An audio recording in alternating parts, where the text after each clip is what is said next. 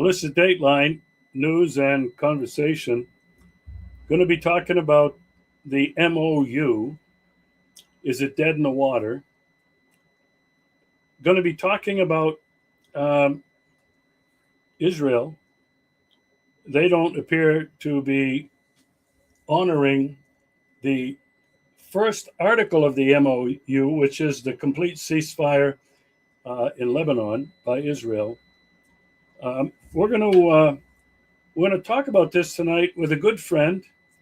Um, She has been covering the Middle East for the CIA since 1991. She lived in the Middle East in Jordan for 2 years. Um, let me introduce and welcome back to the show Elizabeth Murray.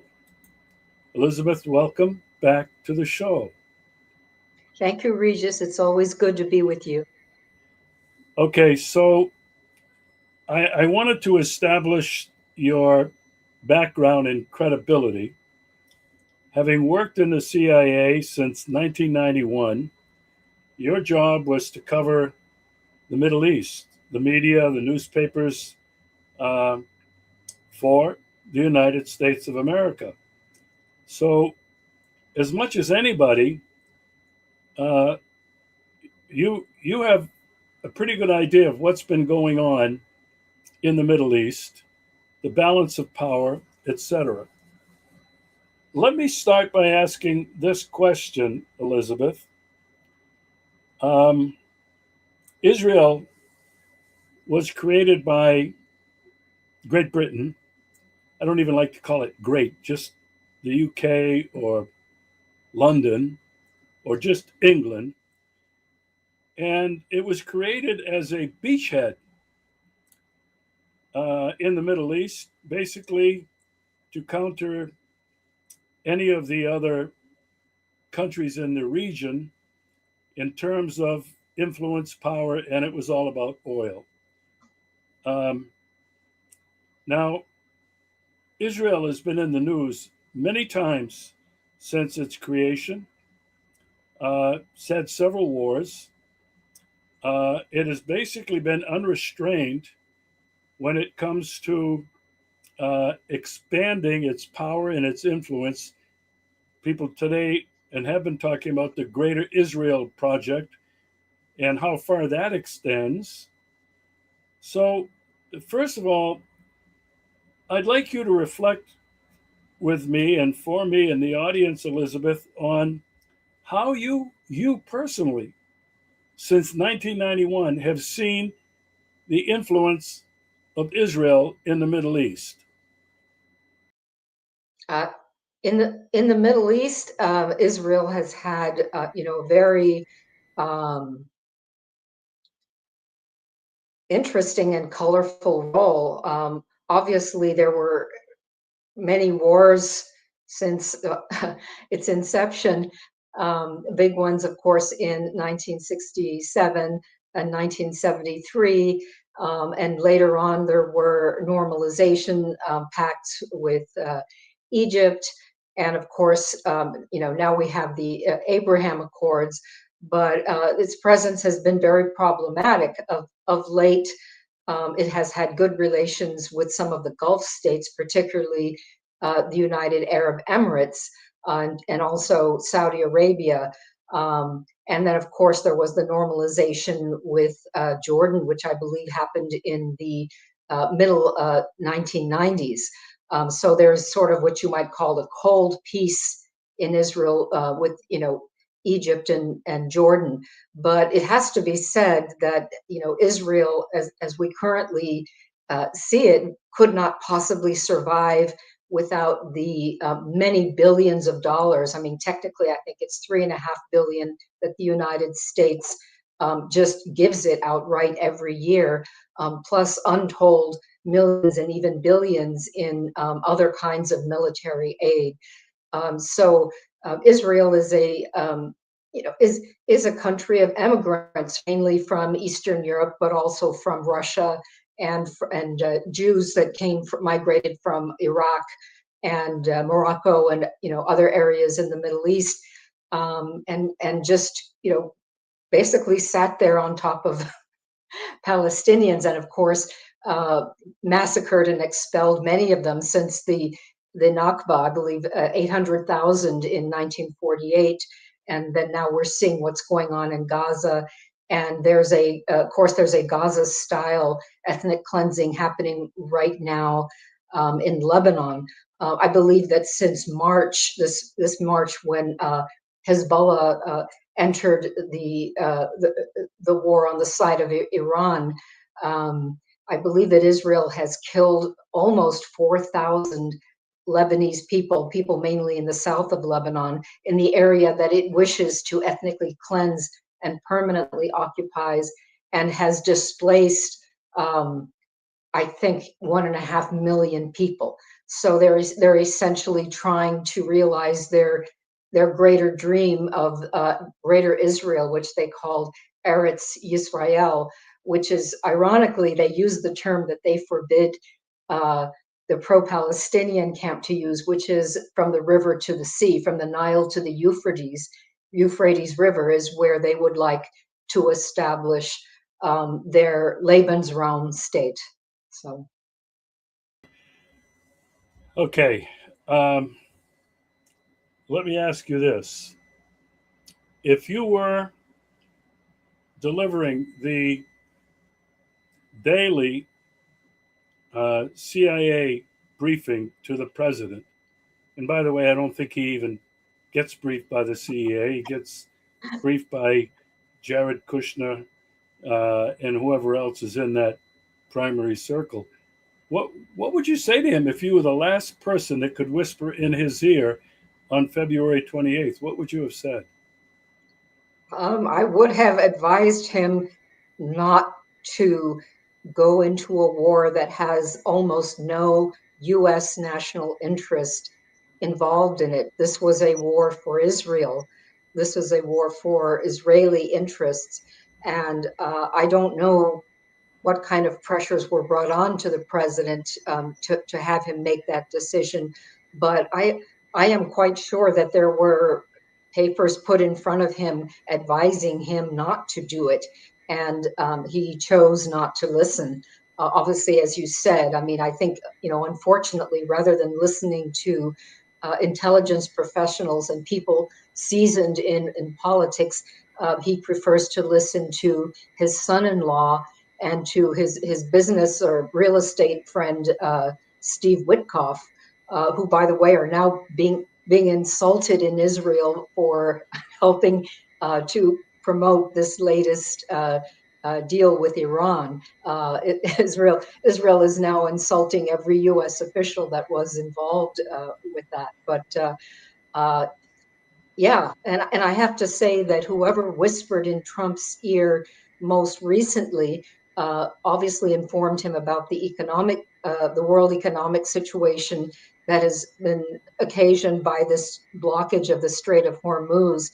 And I think he has seen the light in terms of what needed to be done. Now, whether this can hold, this agreement or MOU, it's not really an agreement. Is a big question, as many other pundits have said, and I agree with them. This isn't really an agreement, Regis. This is simply a basic commitment to keep talking, which I guess is something, you know. Yeah, I would agree with that. Um, it's a pathway to Right. a possible peace in the Middle East. Um, I'm very doubtful and very skeptical that it's going to go anywhere. Uh, I think primarily because of Israel. They have flat out said they're not going to agree to it.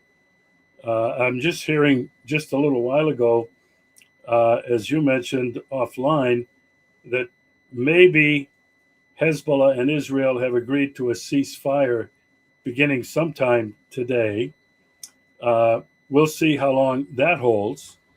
Um, but I want to get back to Trump um, and what your thoughts were over the was like March, April, May, and now we're into June. So over 3 months, um, Trump kept boasting that we're destroying them. They don't have any more army. They don't have any more navy. They don't have any more air force. They got no more missiles. And I'm going to blow them back to the Stone Age. Meanwhile, as you mentioned, Iran had the United States and the rest of the world by the neck, the chokehold that is, and everybody knows now, unless you're asleep and you haven't been paying any attention, the Straits of Hormuz. Now, you're talking about Trump maybe seeing the light. Um, it gets back to it's the economy, stupid. Uh, you mentioned, and I don't think Trump is all that. Well, he's not very bright. He's vulgar. He's not articulate. Um, but if he understands one thing, it's money. And he understands that as president of the United States, it is the economy, stupid. Now, I'm going to want you to comment on that because you mentioned that the economy in the United States and around the world is in a very shaky position, to say the least. Uh, Start off, Elizabeth, because you're in the United States. You're on the East Coast now. Um, Whenever I have an American friend on, I always ask this question because it's really impossible for me to see where I'm sitting in Yalta, in the Crimea of the Russian Federation, what Americans are really feeling. Now, Elizabeth, I'm going to preface this by what I observe. American sports arenas are filled to capacity. Basketball playoffs just finished, absolutely full. Madison Square Garden for the New York Knicks, who won it. Baseball stadiums. Uh, Football will start up here in the fall, and college and professional. And those stadiums will be filled to capacity. And then I'm hearing that, oh, wow, Americans are really feeling it at the gas pump, at the supermarket. Elizabeth, is the economy really that bad? And what direction is it going in before we start talking about Trump's awakening? That's a very interesting observation you just made. I myself, I'm not into following sports, but I do know a little bit about the economy. As you said, I'm here on the East Coast, but I'm normally based on the West Coast, and homelessness is rife. And it's so sad. It's even here, where I have seen on the streets, it's normal now. It never was before to see people on every street corner holding up a cardboard sign, explaining why they need people to put money, in their alms cup or whatever. Um, I think the disparity there's the middle class is definitely shrinking in this country, and the disparity in incomes is becoming much more pronounced.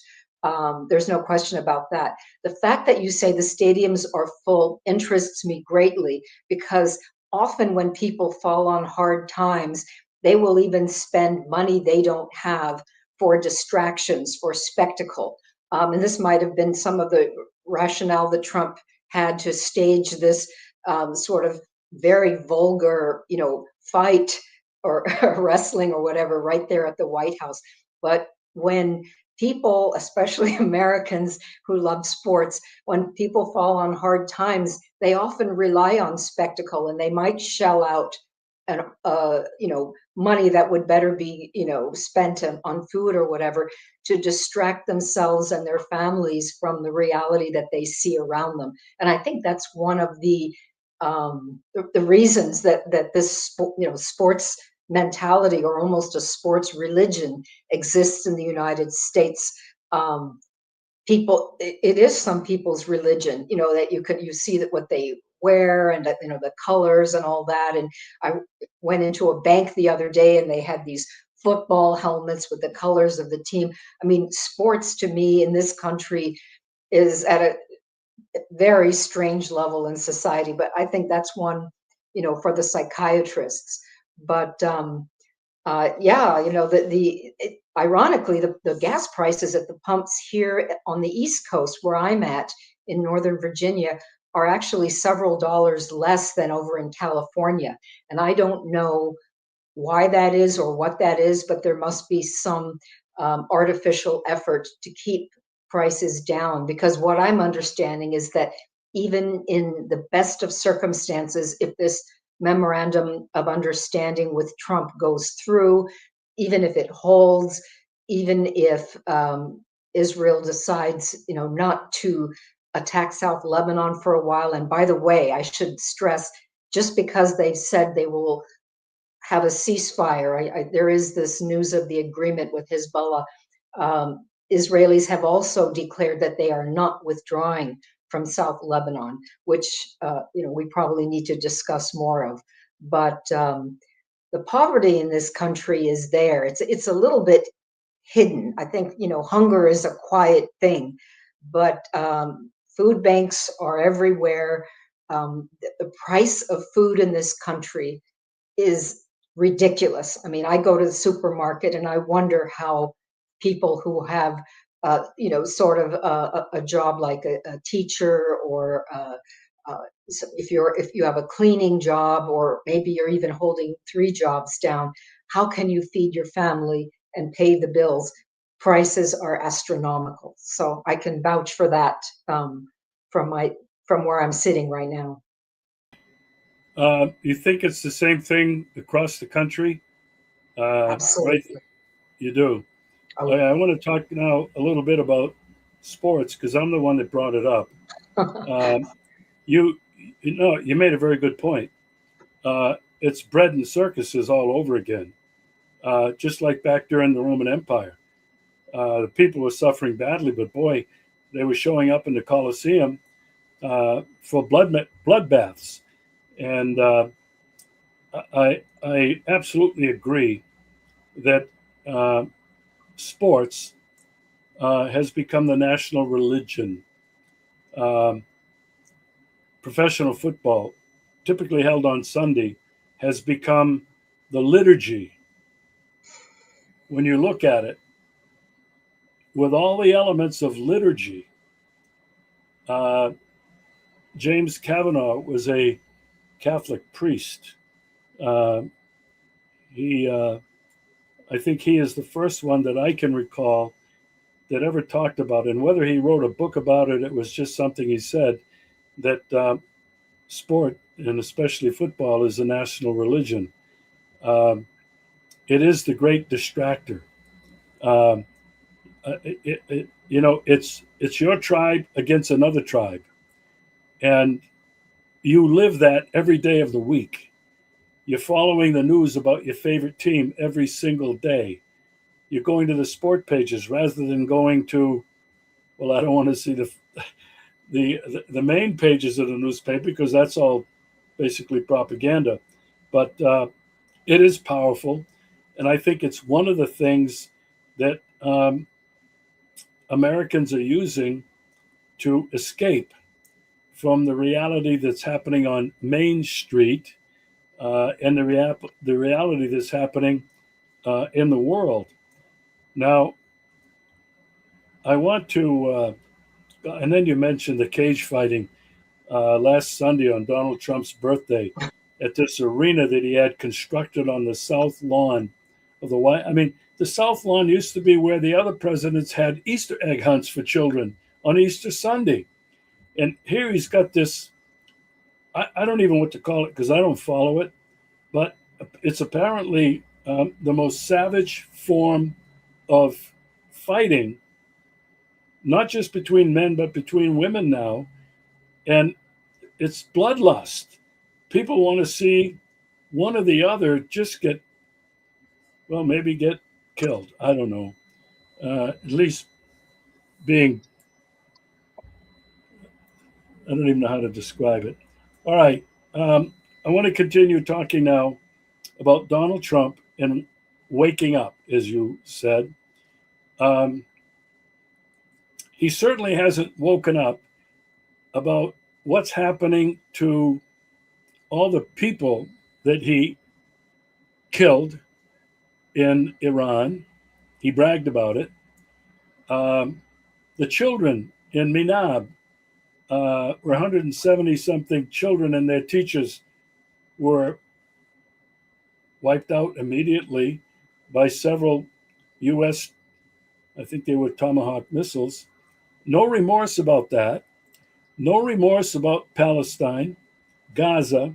No remorse about the thousands of people, as you mentioned, that Israel is killing now in Lebanon, the southern part of Lebanon. He's never showed any remorse, even for the people of the United States that you just talked about that are suffering because of the economy. So here's my question. Um, do you think he really cares about the people in the United States when he cares about the economy, when he's looking at the next election? Do you think he really cares what happens to people other than him, his shyster Zionist mafia crowd around him? Uh, what are your thoughts? I know I'm speaking really harshly, but that's how I feel. Yeah. Well, I think that Donald Trump, you know, cares about Donald Trump. And if there are some people that happen to benefit from his maneuvers to save his political future, that would just be by accident. No, I think he has a survivor instinct. He does what is best for Donald, and I think that's the bottom line. I think he actually stated publicly at one point when a reporter asked him, well, what about the inflation? I think he even said some strange thing like, I love inflation. Um, you know, so, you really have to wonder where, where his mind is at. But no, this is all about his own political survival. I think that he was probably informed of long-term consequences for his election prospects if he did not do a deal with Iran. And it's interesting that you mentioned earlier that he uh, I'm trying to think what you said, that something about he bragged about totally destroying Iraq's ballistic missiles. And now I think in Europe, when he was asked about Iran's ballistic missiles at the Group of Seven conference, he even actually said something to the effect that, well, if Saudi Arabia has ballistic missiles, it's not fair if Iran doesn't have Oh, ballistic missiles. He's talking a different game now, Regis. And as you said earlier, he said, oh, we have to, demand total surrender from Iran or else. And as you know, many of the pundits that you and I know and respect, I think Dmitry Lascaris is among them. I mean, are characterizing this MOU as a basic total capitulation to Iran.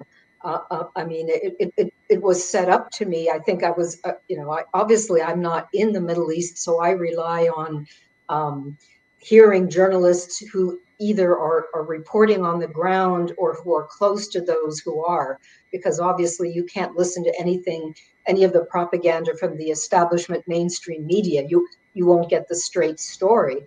But what from what I understand is, in one of Israel's last attacks on Lebanon, Iran was prepared to hammer Israel, and Trump begged them not to. And that's yeah. where concessions were made, and that was sort of the point of no return. Um, and we can't underestimate what this MOU symbolizes, Regis, whether or not it goes through. This is a sea change in the power dynamics in the Middle East. I think it's very clear that we have to acknowledge that Iran now has a new position, because no matter what happens, they will continue to control the Straits of Hormuz. You can call what they're going to collect from the ships, you can call it, if you don't want to call it a toll, they're going to call it an administrative fee or whatever. But this is a sea change, Regis. The United States has capitulated and has basically acknowledged that Iran is the new superpower. It is not Saudi Arabia anymore in the Middle East. It's certainly not Israel, which has now just agreed with Hezbollah to even just a symbolic ceasefire. And what of course this really means is that it's giving them time to rearm, and it's giving the MOU is giving the United States a pause to take a deep breath and find out where it is. But everything has changed, including Israel's status in the United States. I don't care how much they try to censor or repress the pro-Palestine voices in the United States. Israel is in a deep hole, and they're not coming out of it. The days of pro-Israel cheerleading in the United States among the public is over. The vast majority of young American Jews believe that Israelis and Palestinians need to coexist side by side in a single state. All of this is the MOU is really just icing on this cake of change. There's so much that is never going to go back to the way it was before.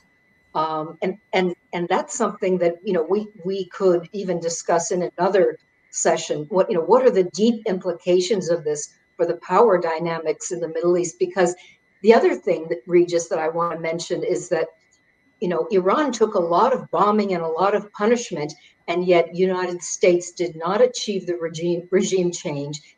They did not achieve any sort of change in what Iran is doing on the nuclear front, and they were not able to, change the goals that Israel had for basically replacing the Iranian regime with a friendly pro-Israel regime. None of that has happened. People don't understand the implications of that, and it may not be immediate, but and then the other thing that our friend Dimitri Lascaris has talked about, and I don't know if he mentioned this on your show, and Israel is quiet about it, is the mass exodus, the mass brain drain from Israel. I think a lot of Israelis understand that the game is up there.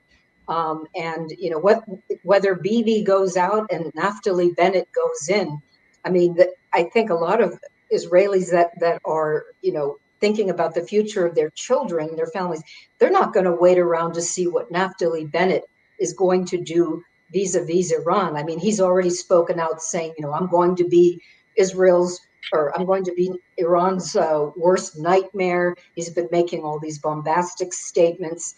Um, you know, I don't think that Israel is a safe place for Jews or for people of any nationality. In fact, it's probably the world's unsafest place now that Iran has taken off the gloves and said, we are now going to use disproportionate responses to any further Israeli attacks on southern Lebanon. So everything's changed. Yeah, I want to start with this last piece, uh, how unpopular Israel has become in the United States, around the world. It is now considered a pariah by almost everybody.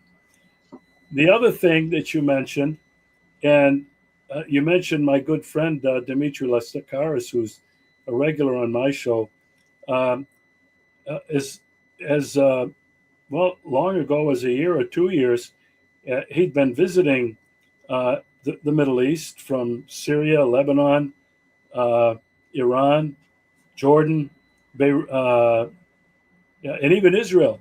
He predicted back then that the Israeli economy was crumbling, that they had no chance of surviving in the future. He just reiterated that the other day in another show. So, your point about the out migration of Israelis out of Israel, tens of thousands, and Dmitry was saying that thousands of them are going to Greece, to Crete. My friend in Thailand has been saying that Jews are all over there buying up real estate, um, even in Ukraine. It's reported that there are Jews that basically have great influence or control in part of Ukraine, and that may be part of the Greater Israel Project.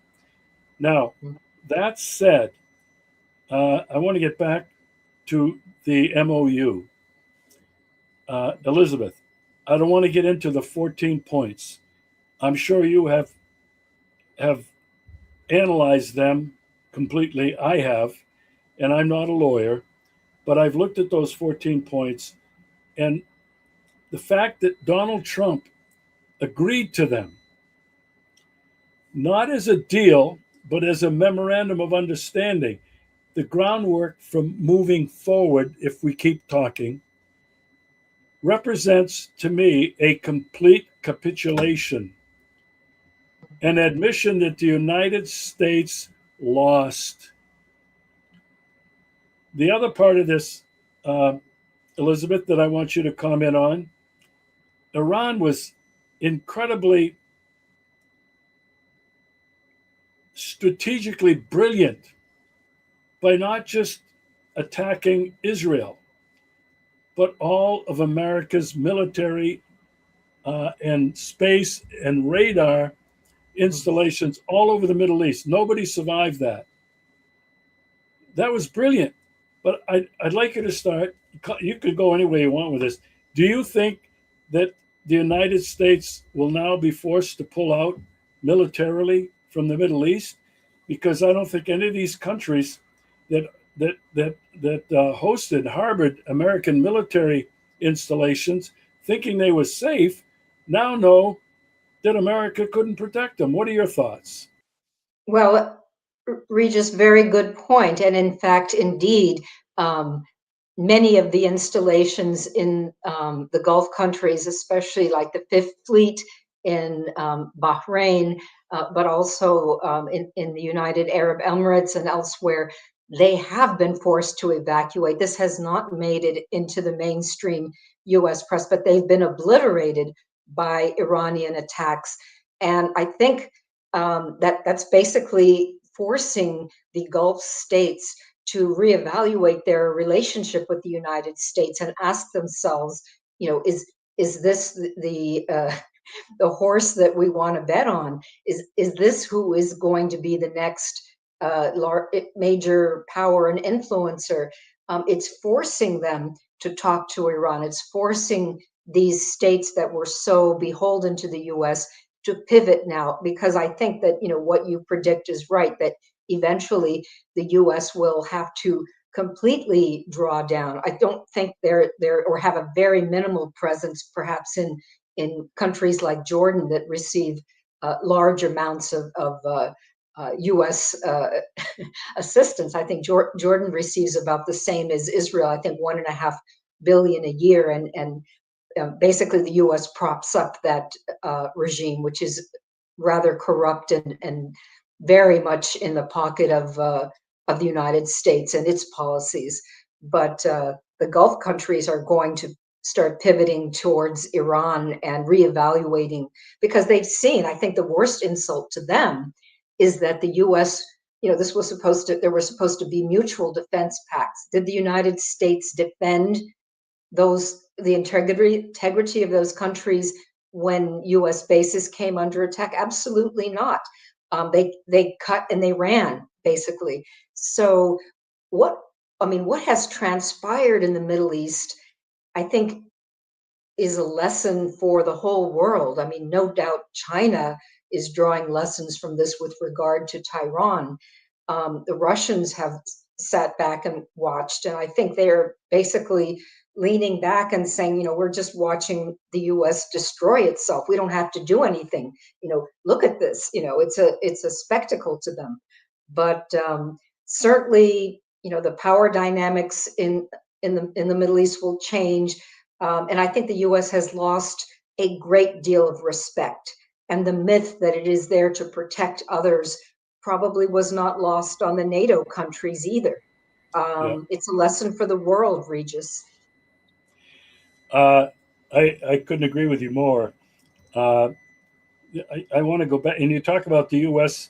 losing respect, and Trump, if he ever had any respect, he probably was feared by everybody, but that's not respect. That's like, yeah, there's a rabid dog. I'm afraid of that dog. I'm not going to go near it, but does that mean I respect it? I respect the fact that it can do real harm to me. And I think that's how the rest of the world has viewed Trump. I don't think too many people trust him. You mentioned some of the comments that he made at the G7. Elizabeth, I saw several video reports and clips in the blogosphere. He made statements like you mentioned. Well, other countries have ballistic missiles, so it's only right that Iran should have ballistic missiles. And by the way, that nuclear dust, well, they should have a right to have their own nuclear power for electricity, domestic purposes. I mean, all of this rhetoric has shifted 180 degrees, where he talked about wanting to to bomb them back into the Stone Age. Now they really have a right to exist, and we have to talk to them, and maybe we'll make deals with them.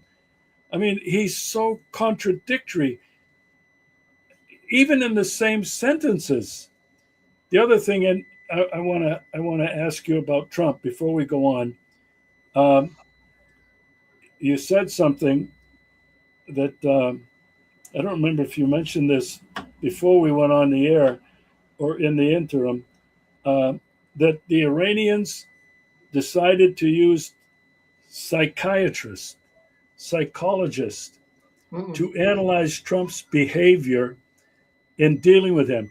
Can you clarify that a little? Can you expand a little bit more on that? Because I'm not surprised. I'm sure they did. Oh, Regis, you're going to have to repeat that last question because I understood you started with the fact that the Iranians have used psychologists and psychiatrists to evaluate Trump's personality as they negotiate with him. But the last part of what you were saying what was cut off to me. So can you clarify your question again? I think it was brilliant. That was basically it. What I mean, I think they got him figured out, and I just wanted you to talk a little bit more about the genius, the brilliance of that, which they weren't going to go boom boom head to head directly with the United States, uh, but basically they analyzed him. They analyzed his, I think, his intellectual capacity. They analyzed his behavior, which a lot of people have been doing, by the way, and they came to some conclusions that enable them to win this. I just wanted you to talk a little bit more about that. Well, I was fascinated when I saw that report, and it is, citing, Iranian officials. I mean, this is the case that they did use it, but obviously they've had some success with learning about what makes Donald Trump tick. And I wanted just to add, Regis, that interested me also because within the Central Intelligence Agency, there is a large psychology department. And among the leadership analysts in the Central Intelligence Agency, one of the most important jobs that they have is to provide a psychological profile of leaders, particularly those that the United States wants to influence. So I want you to know that this is standard operating procedure in our own country and in how we deal with particular leaders. What do they particularly like, even down to their hobbies, what are their favorite beverages, and these are all ways that this is all information that they use to influence the people that they want to influence. So I just thought I would make that observation. Well, I think it's a great observation because even someone like me, who has probably done a little more research on the CIA than most average Americans. I mean, Ray McGovern has been a good friend for many years. Uh, Doug Valentine, who wrote the book The CIA as Organized Crime, was a brilliant book. I spent 2 days with him at his home in Weston, Massachusetts, interviewing him in 2018 or 2019. And I was so horrified by what he told me. I asked him, Doug, how are you still alive? And he said, well, they just, they, uh, they torched my book in the New York Times They ruined my career, and that was it. I was sidelined. But um, in my research of the CIA, um, I didn't. I guess maybe I didn't know that they had a special bureau or office that just worked on the psychology analysis of foreign leaders. But I knew that. I knew that they were doing it. Um, so it's kind of interesting that Iran turned the tables on them. You know, they're an ancient civilization. Um, it would have been a crime against all of humanity to have destroyed the history, the culture, uh, the historic places of Iran. It would have been probably one of the most horrible things that the United States or any country could have done throughout history. Well, Destroy. it could still happen, Regis. It could still Uh, happen. yeah, no, I agree with you. But where I wanted to go with this was uh, before I transition onto something else, which is far more serious, in my opinion. Um, Donald Trump, as a an object of psychological observation, he has been described as a malignant narcissist, an, a megalomaniac. He has been described as loose and unconnected.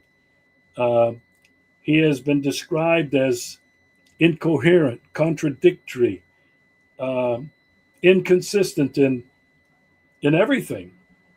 And when you think about somebody like that, and having a loose tongue, by the way, uh, being the president of maybe previously the most powerful, the most wealthy country in the world, it's frightening. It's really frightening. And Elizabeth, if there's one thing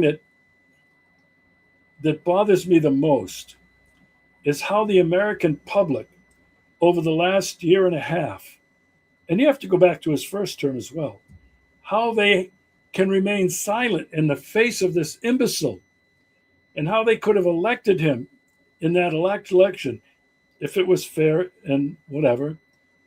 Supposedly, almost 70% of the vote went to Trump. I can't believe it. I've lost all respect for many of my friends. They've lost respect for me. They don't talk to me anymore. My family doesn't talk to me. Um, I just don't know how Americans can put up with this. I just don't. Anyway, um, I want to go on to something a whole lot more serious, If I could just Elizabeth. jump in one last comment before we do. It's the mercurial or contradictory and unpredictable nature of Trump is interesting in the sense that we've seen him swing wildly, and but it could actually be for the good if he actually does decide that it's essential for his survival to maintain the peace. Because in that scenario, then the United States would distance itself from Israel. I mean, if Trump and his administration really decide that Israel is too big of an albatross around his neck and that it's going to bring Trump down with it, to me, that leaves open um, possibilities that might not exist with people who were sort of more consistently pro-Israel. Trump's unpredictability really is a wild card in every sense. But that's all I wanted to just throw that in. Um, I you mentioned maybe he's come to the conclusion that Israel is an albatross around his neck and around the United States. I want to finish with that. What the consequences of that might be. But before that, I want to go to how Trump has tried to shift his attention to Ukraine. Because, he's been bragging about ending that war and bringing peace, but he's shown no concrete examples of his willingness to end that because he continues to arm Israel directly or indirectly. Uh, Israel is not the one that is firing hundreds of drones and missiles deep into Russia and into Crimea, where I live. It's the United States, it's UK, it's France, and it's Germany that are doing this. They can't do it without American uh, satellite intelligence and coordination. They can't do it. So Trump is going to send his two gangster mafia emissaries, Witkoff and Kushner, back to Russia. Now, a lot of us have been raising the question, why on earth is Russia, Putin, receiving those two with open arms, apparently, uh, with his Putin's primary guy, Kirill Dmitriev, who wasn't born and raised in America, but he was educated there at Stanford and at Harvard, worked for big banks. He understands America inside and out. There's no doubt about it. I don't know if there's another Russian that probably knows more about the United States than Dmitriev. And, I've been wondering all along, why is Sergei Lavrov, Russia's longtime a statesman in the world that really has no peer, why is he not talking diplomatically with whatever's left of diplomats in the United States about restoring US Russia relations? It's not on the table. I don't know what your thoughts are. The only thing that I can come to is that Putin and the people around him, and I include Lavrov in this, it's better to keep talking even if it's not going anywhere. Those two guys are not interested in peace. They're interested in mega business deals with Russia's vast resources, gas, oil, rare earth minerals, uh, Trump property on the Black Sea right here in Crimea. Uh, they're not interested in peace, and that's not what's happening. So, would you agree with me that Russia, and particularly Putin, has been playing to Trump's weaknesses, have been playing to Trump's need to be patronized? Oh, Donald, happy birthday. Putin was the first and maybe the only one who called him up to wish him a happy birthday. Oh, Donald is really sincere about working for peace. It's like people are saying that's a bunch of crap. Putin can't believe that stuff. But what are your thoughts? Do you think that the Russians have got a psychological profile on Donald Trump like maybe nobody else? Well, no doubt that's true, Regis. And also, I think that the Russians have probably just thrown their hands up in disgust and are sort of playing for time. Yes, let's talk to these mafia gangsters if the Americans don't want to send us anyone else to talk to. It's an insult to send people like that. I mean, imagine such a serious interlocutor as Lavrov, as the Russian state, another superpower, and they send a real estate crony of Trump's and his son-in-law. I mean, it's as if there's, and actually that's a point that should be made, Regis. Professional diplomacy in this administration is dead. I'm sure you've heard about the huge purge at the State Department of professional diplomats. Their their talents, their long years of service on behalf of the U.S. government are not appreciated, and they've just been summarily dismissed. And I think half the world has empty ambassador positions.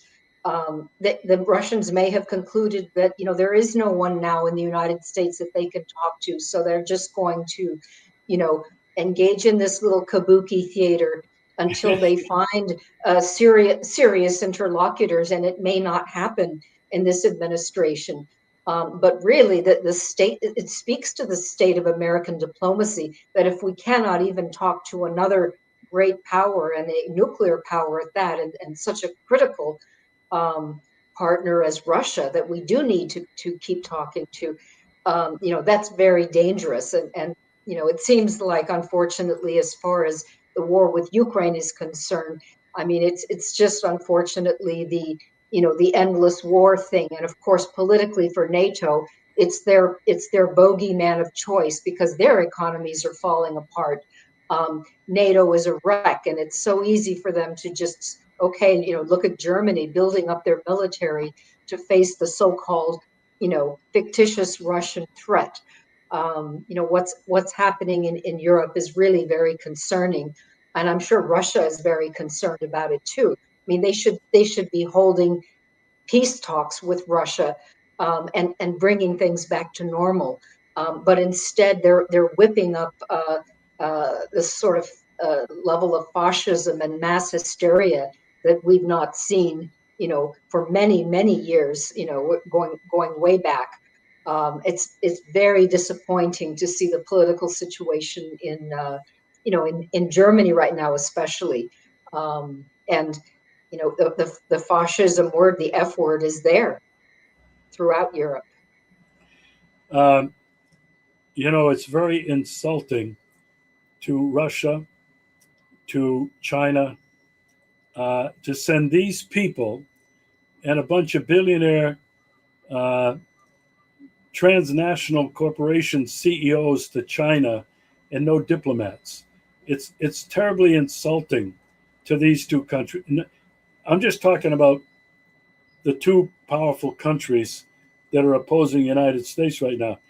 I'm not talking about Europe. I don't care much about what they're doing. I do care a lot about what they're doing, but they're insane. They're incompetent, etc. But as you mentioned, there are no more diplomats in the State Department. As you mentioned, they got rid of all of them. So they've lost all that um, experience, all that knowledge, that I don't know if you want to call it a science of diplomacy, but I think you probably could call it a science of diplomacy, is gone.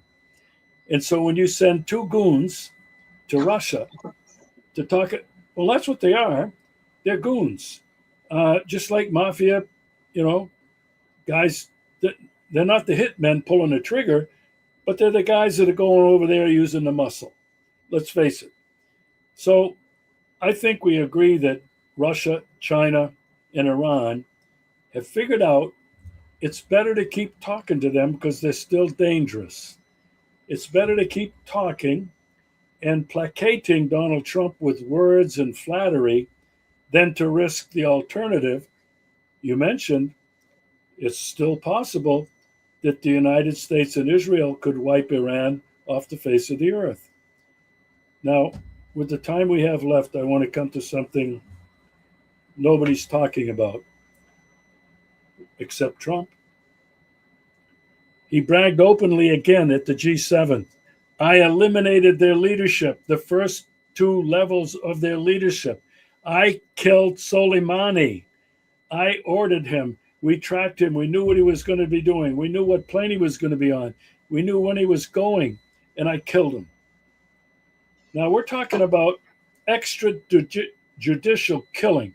The United States has been freaking great at that. Barack Obama bragged about it at his Tuesday meetings. He enjoyed killing, identifying civilians in Iraq or in Pakistan or in Afghanistan. Extrajudicial killings. I mean, who the hell do they think we are? But Trump just bragged about killing Khomeini, killing the next level of leadership, and killing Soleimani. Now, who's the best at these assassinations? It's Israel. They've done it everywhere. They brag about it. They've taken out people in Syria. They've taken out people in Lebanon. They've taken out people in Iraq. Uh, they were part and parcel of Trump being able to take out the top leadership in Iran. Elizabeth, what Trump just did publicly to either hang Israel out to dry or throw them under the bus, to have embarrassed Bibi publicly with a profanity laced diatribe using the F bomb several times. Elizabeth, I don't know. But if I were Donald Trump, if I had any idea of what Israel has done and is capable of doing, I'd be really concerned about watching my back. What are your thoughts? Well, we did have a president who tried to rein in Israel's nuclear program. His name was John F. Kennedy, and he was summarily assassinated. Um, Israel was one of the players, and I don't doubt. Although Kennedy also had many enemies in the establishment who hated him for trying to make peace with the Russians, for trying to make peace with Cuba, and he was viscerally hated by J. Edgar Hoover, the head of the FBI. So I think, but I don't rule out that Israel was part of that conspiracy.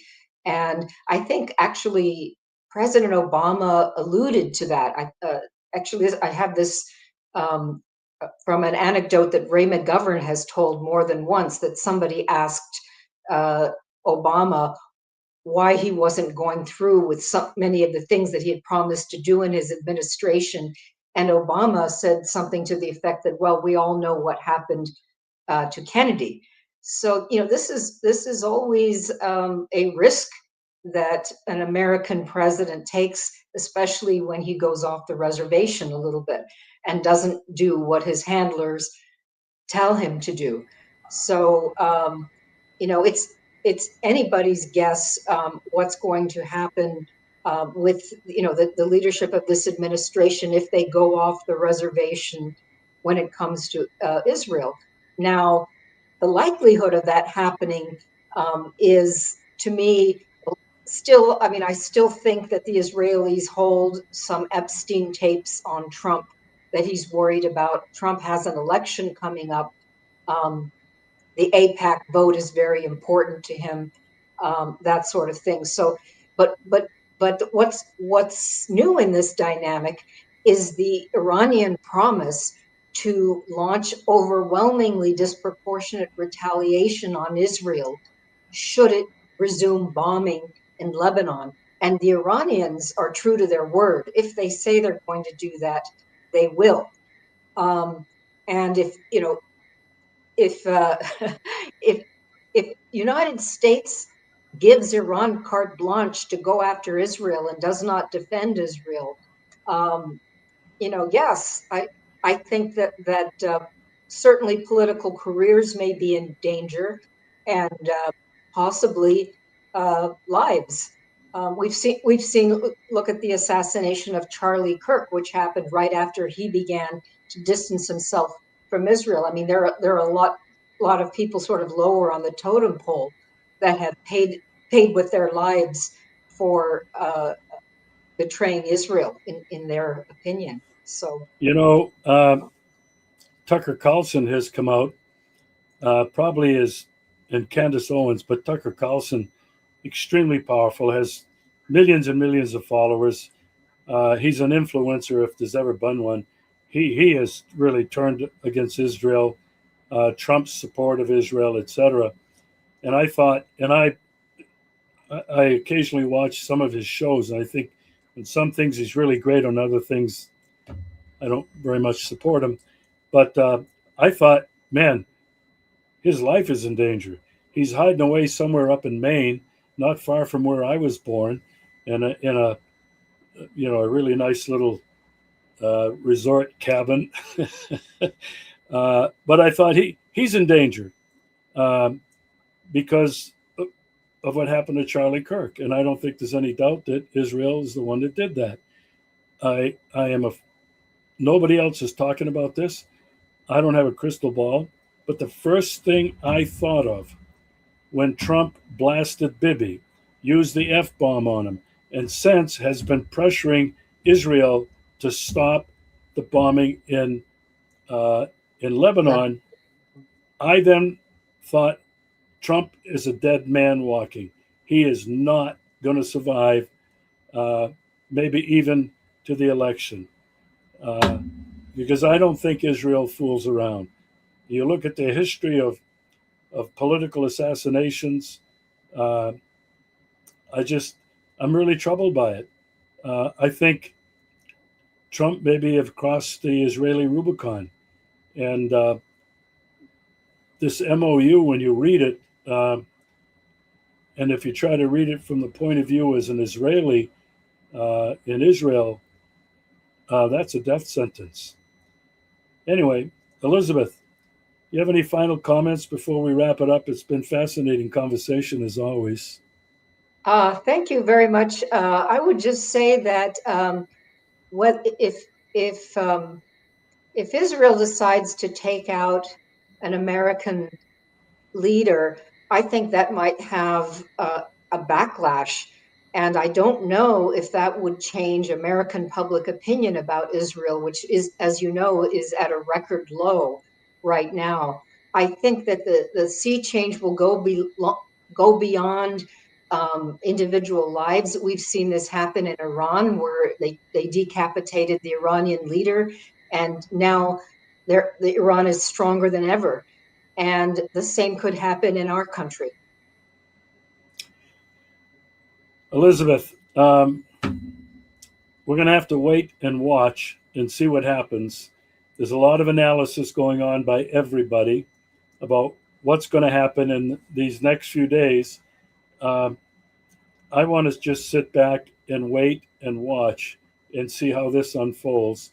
And we have to we have to stay in touch because I'm going to want to come back and discuss going forward what what will have happened, what might happen, and then again, Elizabeth, whether Russia will learn anything from this example in Iran.